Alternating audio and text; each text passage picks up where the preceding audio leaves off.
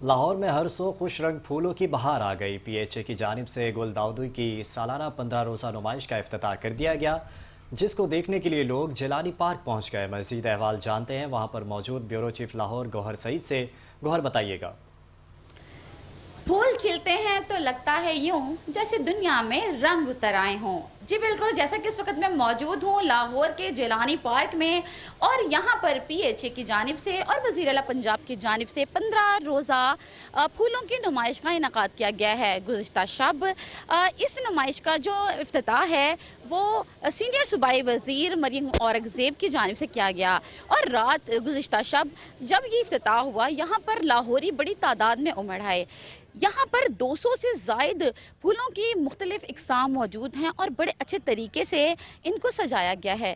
फूल न सिर्फ हमारी ज़िंदगी में तकरीबात को सजाने के लिए काम आते हैं, बल्कि फूल ज़िंदगी से भरपूर और मोहब्बतों से भरपूर होते हैं, और इसकी नुमाइश हर साल दिसंबर के महीने में लाहौर में जिलानी पार्क में की जाती है, जहां पर लाहौरी 15 रोज़ तक आते जाते हैं और इस एग्ज़िबिशन से लुत्फ़अंदोज़ होते हैं। जी।